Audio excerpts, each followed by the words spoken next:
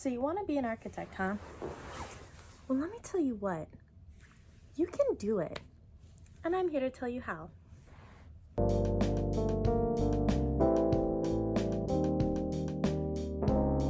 Hi, my name's Veronica. I hold a bachelor's degree in architecture, and I graduated from the University of San Antonio, Texas.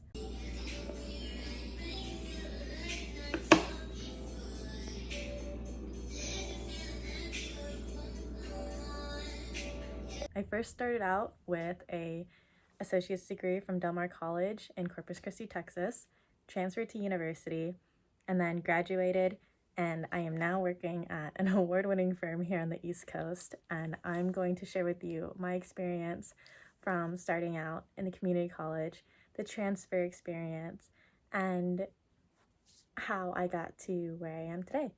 So sit back, relax. You can sit there, you can sit right here. Let me get you some water.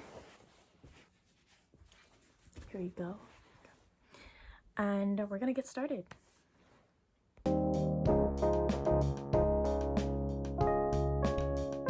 So I attended Del Mar's architectural program from 2015 to 2018, and I took a semester off to attend basic training for the Navy. If you want a video on that, sure.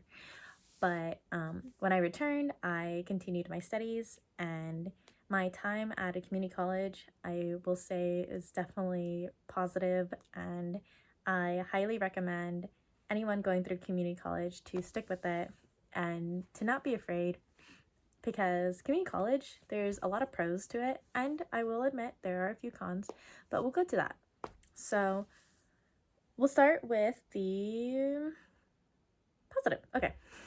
So one of the major positive things about starting out at a community college is going to be the price.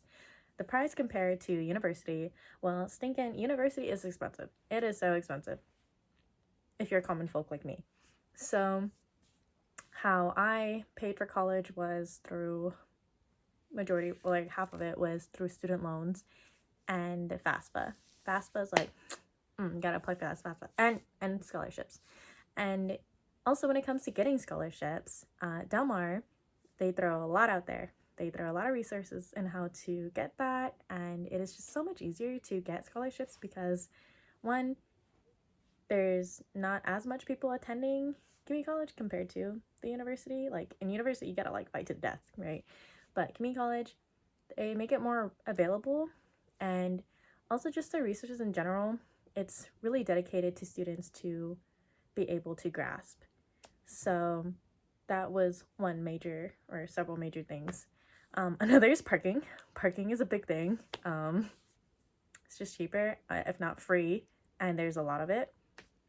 And then it's just so much cheaper. It's just so much cheaper. It was very tight-knit. The professors there were very helpful. And it's like your own family in a way, like a home away from home, because you're at studio a lot, you're at school a lot. I mean, studio's like what, an hour and a half to 3 hours, depending on what year you're in. So it's, or no, actually 4. I don't remember, but it's a long time. And so a lot of what you'll be learning from is going to be from your peers too, and that time spent in studio. So make sure you have each other's backs and really help each other out. And I'm super grateful for the class that I had attending Del Mar, because we were very close-knit. We would throw a movie on the projector and, do modeling and chat and multitask. And if we had questions, it's just so easy to walk up to the other person's desk and ask, we're each other's emotional support, educational support. You're just there to help each other. And that's also the thing about architecture is that it's a very collaborative effort. So it's not just a one-person job. It's not just you presenting your project. It is a handful of people, and you're a team, and you have to help in getting the job done. It's not just you. So your first 2 years in architecture school is definitely one of the most important years, because that's when you're learning the fundamentals of architecture. And it's like building any structure, right? How are you going to have a good solidified structure if you don't have a good foundation?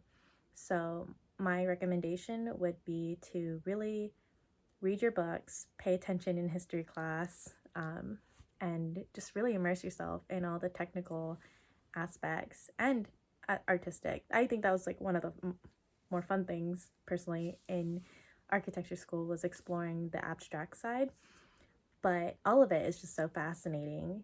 But you have to really, really read your books, and because you're going to take that information and you're only going to expound on it more and more as you go through the field.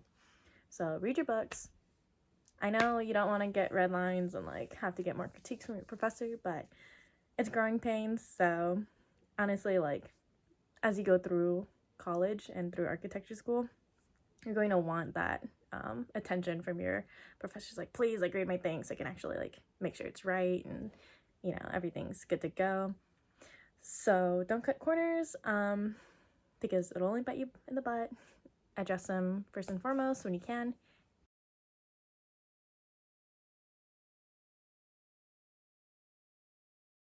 So what you're going to have to do in the near future is put together all your work of what you've done in your first few years of college and present it to the college that you're trying to transfer to. This is called your portfolio. So your portfolio is what's going to make or break you. It is there to speak for you because you're not going to be able to defend your work yourself.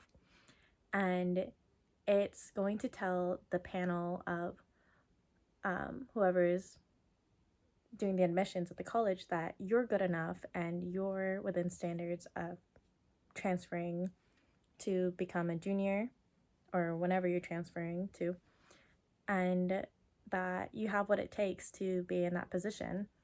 So keep that in mind whenever you're doing your projects, to document it very well in taking good pictures, keeping the descriptions of your projects as you go along. And then also one thing that I wish I did better was one, like all of the above, and to keep the syllabi and the descriptions, not just the syllabi of like your architectural classes, but just like everything. Because when you transfer, at least what I had to do, I had to talk to a counselor and present my syllabi to him so they can compare the two programs of like the university and the community college and make sure everything transferred very well. So there's only like one syllabi that they needed specifically to like really like look in depth to, but it's always a good thing to have. So just make sure you are good in keeping contact with your counselor whenever you do transfer, or even reach out now so you can start prepping for that. Yeah. So when it came time for me to transfer, I had to get all of my syllabi together. I literally contacted all of my professors that I had that I didn't have the syllabi of, and I was like, hello, can you please forward me these syllabi? And blah, blah, blah. And they did, and it was really nice. If not, like the database at Del Mar that they had was able to provide it, and I was able to download it that way.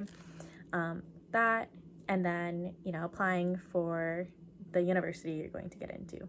So I applied to two. I applied to the University of San Antonio, Texas, and I applied to Texas Tech.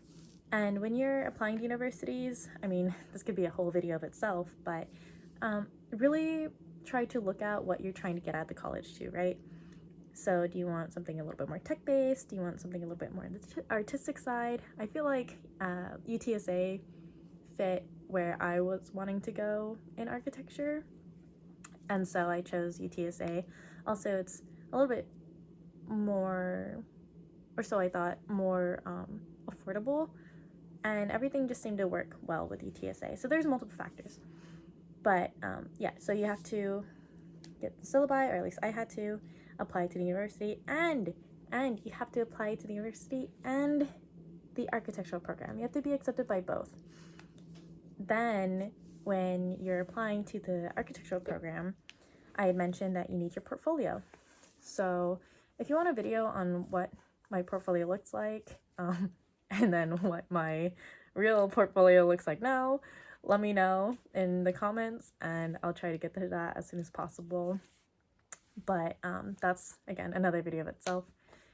So try to get on board with your portfolio now. Don't be like me, and I spent like, I think, a week and a half or two just waking, or not waking, just endless nights, it seemed like, working on that thing, only for it to like turn out like a burnt, ugly, smelly potato, and then I still submitted it. And then you're probably wondering, how did you get accepted into college? Well, they saw potential because the work in there was pretty good. However, it wasn't presented very well because I procrastinated and I wasn't really as strong in my design skills as I feel like I am now, obviously. But so what happened to me was that I was actually held a semester back as a trial period because they were unsure on where my design skills sat, or just like where my skills sat in general. So for me, technically, I had to prove myself, like, and then, you know, going back to my previous comment that your portfolio is there to showcase what your skill level is and to tell them you got what it takes. Well, I guess mine didn't communicate that very well, so I had to pay the price. But in a way, it all worked out because I feel like I conquered, and I really learned in the class that I was in. So it helped out a lot, and it worked out in the end. And it wasn't until like later on in my junior year I took a summer class, or a summer studio class, and I made up, and then I was like on track again. But you know, just beware of what may or may not happen because of your portfolio. So yeah.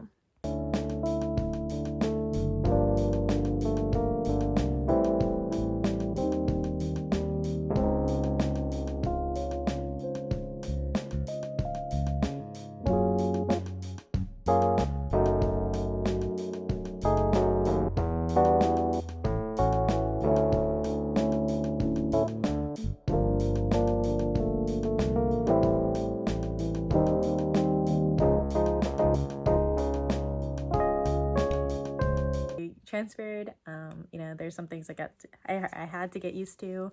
The parking situation, definitely, the increase in price, the overall schedule, and just like a new environment, just like everything new, really. But like I honestly loved it. I loved Del Mar and I loved UTSA and the friends that I made in both areas. And I still keep in touch with those people till this day, even though we've all parted ways and doing different things. But I'm just like really happy to and blessed to be able to have experienced both. Yeah. Oh wait, please get in the panel. Okay. Let me show the model in the panel. Hold on. Just hold it. Just hold the pose. Oh, me. That was dramatic.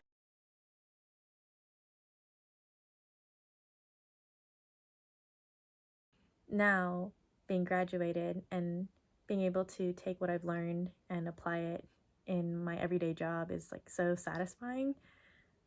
So to discuss like how I got to my position, rewinding to when I graduated. So I graduated right whenever the pandemic hit the US. So I graduated in May of 2020, and we're all like on lockdown at that point. And then a few months later, in the summertime, my unit was recalled to active duty, and that's how I got on the East Coast because I was stationed on one of the bases here. Then, during my time in active duty, we were all on lockdown, and it was very strict. And especially as service members, we weren't allowed to do like certain things depending on like what the cases were like in the area. So I wanted to continue being productive somehow in architecture. So I reached out to a local firm and I gave them my portfolio. I introduced myself and I gave them my resume, and I actually got a call back. And after my orders were out, which was like a year later, I accepted a full-time position, and now I'm here on the East Coast and working for this firm. So it all worked out.